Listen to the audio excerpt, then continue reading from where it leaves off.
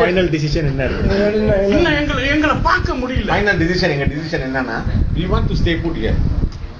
உங்களுக்கு இங்க தான் வேணும். இல்ல இது எங்க கிராமம், எங்களுக்காக கொடுக்கப்பட்ட 2.5 ஏக்கர் நிலம். இப்போ வந்து நம்ம என்ன சொல்றோம்னா டிஸ்பியூட் என்னன்னா நீங்க வந்து இன்வெஸ்டிகேஷன் பண்ணுங்க.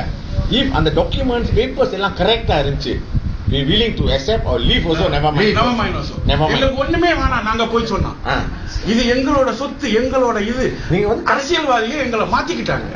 அப்ப நீங்க இன்வெஸ்டிகேஷன் வந்து அப் டு டேட் ஸ்ட்ரிக்ட்டா according to procedures நடந்துச்சுனா if you can prove that legally the transaction நடந்துச்சுனா we are willing to live without any compensation. no legally transaction வந்துங்கிறது கிடையாது. அந்த இடம் கவர்மெண்டால கொடுக்கப்பட்டு அவங்க டிரான்சாக்ஷன் பண்ணியிருந்தா because the land is given to us by the Brown estate. But எந்த ஒரு government ஆபீசரோ எந்த ஒரு கவர்மெண்டோ வந்து கொடுக்கல. அன்னைக்கு கொடுத்தப்ப வந்து Brown தான் நீங்க எல்லாம் அங்க வீடு கட்டி இருந்துக்கிறீங்கன்னு அவர் வந்து கொடுத்தாரு. அவர் பின்ன அந்த பப்ளிக் ஹவுசிங் ட்ரஸ்ட்ல வச்சுட்டு போனாங்க. அந்த என்னமோ பாகார நம்பி அரக்கான் பாகார் மக்கான் அந்த மாதிரி ஆயிடுச்சு. இதுல டாக்குமெண்ட்ல கிஃப்ட்னு வேற எழுதி கிஃப்ட். அப்ப இந்த கிஃப்ட் எல்லாம் அவங்க வந்து கொடுத்தாங்க சார். அதுல படிச்சு பாத்தீங்களா? அப்ப எல்லா லோட்டும் இருக்கு. எங்க லோட் 698 வந்து லிக்விட் பேப்பர் போட்டு அழைச்சு அங்க இருந்தது என்ன லீசோலா கிஃப்டா என்னன்னா அதையும் அழைச்சிருக்காங்க. எல்லாம் லிக்விட் பேப்பர் அழைச்சு வச்சு. இன்னொன்று வந்து கோர்ட்ல தீர்ப்பு வந்து நாங்க வந்து எதுவும் நம்ம காமெண்ட் பண்ண முடியாதுன்றாங்க. ஆனா கோர்ட்ல கேஸ் ஓடிக்கிட்டு இருக்கும் போது எங்களோட லாட் நம்பர் 698 வந்து 59க்கு மாறிடுச்சு. நாங்க என்ன ஃபர்ஸ்ட் இதுல மீட்டிங்ல சொல்றோம் இது 698 எங்க லோட்ல நீங்க போய் 698 கேஸ் அங்க போடுங்கன்னு சொன்னோம். உடனே மறு மீட்டிங்ல மாத்திட்டாங்க. அப்ப பிடிஜி லேண்ட் ஆபீஸ்ல அவனுங்க ஆள் இருக்காங்க, எல்லாம் civil servants. So every SS அவங்களுக்கு இருக்கு செய்யறதுக்கு. இப்ப இந்த முக்கியக்குழுவால் இந்த கிராமம் இருக்குன்னு அங்க லேண்ட் ஆபீஸ்ல போய் தேடணும்னா இல்ல அது வந்து மலேசியால ஒரு அட்டிப்பட்டி மாதிரி ஐச்சப்ரன்றது வந்து இப்பதான் நம்ம பேர் வெளியே இருக்காது, அதை அப்படியே அழிச்சிட்டாங்க.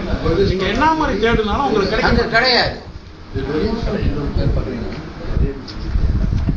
ஸோ இப்போ ஃபைனலாக வந்துட்டு நீங்கள் என்ன முடிவு பண்ணிருக்கீங்க? இப்போ ஒருவேளை உங்கள் வீட்டெல்லாம் உடைச்சிட்டா இல்லை, எங்களோட போராட்டம் வந்து நாங்கள் இன்னும் ஃபைனலாக எதுவும் குறிக்கல. எங்களுக்கு வேண்டியது எங்க கம்பம், எங்களோட தீர்ப்பு இது எங்ககிட்ட அபகரிக்கப்பட்டது. இப்போ உள்ள பக்காத்தான் ராயட் கவர்மெண்ட்டும் எங்களோட ஆர்டரும் எங்களோட பார்லிமெண்ட் மெம்பர் இவங்க தான் எங்களுக்கு உதவி செய்யணும். இவங்களுக்கு எல்லா டாக்குமெண்ட்டும் நாங்க கொடுத்துருக்கோம், இவங்களும் பார்த்துருக்காங்க. இவங்க கவர்மெண்ட்டுக்கு வர்றதுக்கு முன்னே ஆமா இவ்வளவு ஆதாரம் இருக்கு, ஏன் உங்க அடவனுங்கெல்லாம் பேச மாட்டாங்கன்னு சொன்னவங்க இன்னைக்கு அவங்க திரும்பிக்கிட்டு அதே கேட்டகரிக்கே வந்துகிட்டு இருக்காங்க. என்னன்னா ஃபாலோ த ரூல்ஸ் அந்த மாதிரி. தயவுசெய்து அந்த ரூல்ஸை ஃபாலோ பண்றான்னு யாரும் சொல்ல வேணாம். மலேசியாவில் ரூல்ஸை ஃபாலோ பண்ணா நியாயம் தெரியுது. உலகத்துல இஸ்ரேல் கூட ஃபைட் பண்ற அளவுக்கு நம்ம மட்டும் சட்டத்திட்டங்கள் இதுல வந்து அந்த அளவுக்கு லாயருங்க வந்து ஒரு சாரி மக்கள் எப்படின்னா இந்த ரவீந்திரன்லாம் வாலண்டியரா வந்து உன் வீட்டுக்கு நான் ஃபைட் பண்றேன்னு ஒரு 2300 வெள்ளி வாங்கிட்டு போனவர் இன்னைக்கு அதை பத்தி பேச மாட்டாரு. யார் சார்? திருப்பி சொல்லுங்க. ரவீந்திரன் பத்துபானோட அடவு எங்க கம்பம் உடப்பட்டுன்னு அவருக்கு என்ன கஷ்டமோ தெரியல, அவர் கஷ்டத்தை கொண்டுட்டு வந்து இருக்கிறவங்க குடும்பத்துல தட்டி 2300 வெள்ளியை வாங்கிக்கிட்டு ஒரு என்னமோ இந்த ரொட்டிக்காரன் வாங்கினோம்னா ரிசீட் கொடுப்போம், அந்த மாதிரி ஒரு ரிசீட் கொடுத்துட்டு போனவர் தான். அவன் வீட்டை வந்து உடச்சிட்டான் டெவலப்பர். கேட்டா இது வந்து சீசல் ஃபைட் பண்றாரு, சீசல் வேற ஆளுக்கு ஃபைட் பண்றாரு. இவர் காரியம் காட்டி விட்டு இன்னைக்கும் அவரு இன்னும் இருக்காரு. அடோனா அவர் இருக்காரு இந்த கமிட்டிலையும் அவர் இருக்காரு. திருடன் எங்க இருக்கிறான்னு திருடன் வந்து உட்காந்துக்கிட்டா அவர் நீதி எங்க கிடைக்கும்? எம்எஸ்சில ரிப்போர்ட் பண்ணீங்களா?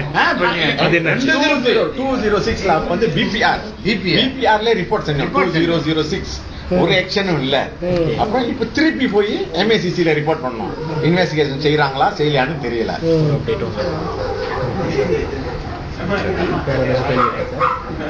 வேற ஏதாச்சும் கேள்வி? அவங்க எல்லாருக்கும் அதுதானா? எங்களோட முடிவே இன்னும் உறுதியா தான் இருக்கிறோம். இந்த கிராமம் எங்க கிராமம். இதுல வேணும்னா ஒரு 2 பேர் சொல்லலாம், எல்லாருமே அதான் வேணும் சொல்லுங்க. ஒரு ரூமர்ஸ் வெளியாகலாம், காசை கொடுத்தா வாங்கிட்டு போயிருப்பாங்க அப்படின்னு. இப்ப ரொம்ப பேர் சொல்றாங்க இந்த இடத்துல வந்து 20 பேர் போயிட்டாங்க, ஆனா மொத்தமே 31 வீடு தான். இப்ப போனது வந்து இதுல இன்னும் ஒரு பாலிட்டிக் என்னன்னா, இருந்த மலாய்க்காரனுங்க வந்து அது ஒரு பேய் அடைஞ்ச வீடு மாதிரி இருக்கு. ஏன்னா பழைய வீடுங்க, பிள்ளைங்க இல்ல, அதுவும் சொத்து தகராறு. அப்படியே அழகா வந்து அமனோக்கறேன் இந்த 6 மலாய்க்கரை அப்படியே ஒதுக்கிட்டு அந்த பெத்து வச்சவங்க கம்பத்துல தான் இருந்தான். சோ அவன் அந்த 6 மலாய்க்கரனை பேசி கொண்டு போயிட்டான். இப்போ வந்து ஒரு 2 days பேக் NSC-ல வந்துச்சு, என்னமோ டாக்டர் ஹில்மி, அந்த ஹில்மி அவர் சத்தரே 180,000 to 200,000 வாங்கி கொடுத்தாராம் அந்த வீட்டுங்களுக்கு. ஆனா உண்மையில அந்த மலாய்க்கரனை கண்டு கேட்டோம் எவ்வளவு கொடுத்தாங்க. சத்துத்தம் சேவா சஜா சுப்ளை ரிபோ தான் கொடுத்தானுங்க. சோ இப்ப நாளைக்கு ராமசாமி 5 மணிக்கு வரேன்னு இருக்காரு. இது வந்து சார் ராமசாமி வர்றது வந்து ஒரு ப்ளாய். நம்ம வந்து 4 o'clock வந்து அவர்கிட்ட போய் மெமோரண்டம் கொடுக்க போறோம். சோ இத வந்து நிப்பாட்டுறதுக்காக அவங்க வந்து அங்கேயிருந்து இங்க வராங்க எல்லாம் இறங்கி எல்லாம் வராங்களாம். மெசேஜ் அந்த மண்டோர் சிஸ்டம் வேணான்றீங்க. ஆமா இல்ல இது என்னன்னா எங்களுக்கு தீர்ப்பு வந்து நாங்க வந்து பெடரல் அப்பீல் கோர்ட்ல அவங்க அப்பீல் பண்ணி எங்க கேஸ் வந்து எங்களுக்கு சாதகமா இல்லை.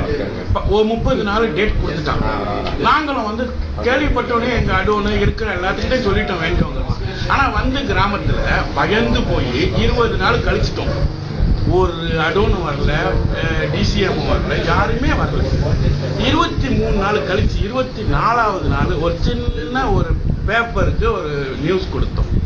அதோட வந்துட்டானுங்க. நான் செய்கிறேன், நீ செய்கிறேன், அவன் ஏன் வரான், இவன் ஏன் வரான்னு போட்டா போட்டி வந்துட்டு ஒரு பிரஸ் கான்ஃபரன்ஸ் கொடுத்துட்டு போனவனுக்கு தான் இன்ன வரைக்கும் வரல. இன்னைக்கு என்ன தேதி 29 ஆச்சா, இன்ன வரைக்கும் வந்து பார்க்கலையா?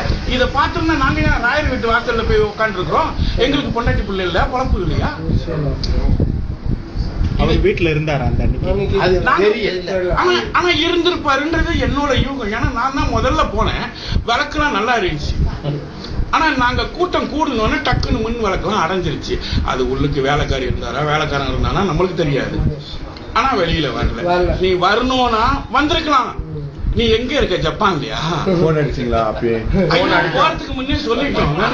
இவன் நான் சாப்பிட்டுக்கிட்டு இருக்கேன்னு சொன்னான். டின்னர்ல தானே இருக்கான், ராத்திரி டின்னர் தானே சாப்பாடு சாப்பிட்டுக்கிட்டு இருக்கேன்னா சரி நீ சாப்பிட்டு வா வீட்டுக்கு போறோம்னு வரல. போன்ல அடிச்சா சொல்றான் நன்றி நீங்களாம் எங்க வீட்டுக்கு வந்ததுக்கு, வந்துட்டு போயிருங்க. பார்க்காமையே சொல்றான். இதுதான் நம்ம ஒண்ணு குறைச்சல. நான் வந்து இவன் அவன் சொல்றதுன்னா அவன் சின்ன பையன். மதியாரன்றது ஒரு பக்கம் நம்ம புரோட்டோகாலோட பேசுறது வேற. நாங்க இப்ப வந்து எங்களோட வைத்தறிச்சல பேசுறது எங்க அப்பனே டேன்னு தான் சொல்லுவோம் இல்ல. அந்த மாதிரி இதுல இது வந்து என்ன மதியாரி இல்லாம பேசுறாங்க. உங்களோட இது சின்ன பையன் சின்ன பையன் அப்புறம் தம்பின்னு கூப்பிடாம அண்ணன் கூப்பிட முடியாது வடக்கிறியாங்க. அப்ப இதுதான் எங்களோட இது. போய் பார்த்தோமே சரி அப்பயும் எங்க கூட வந்து பேசலாங்க. ஏன் அந்த லோயர் வராரு? ஏன் இதுதான் ஒரு கேள்வி. நீங்க வந்தீங்க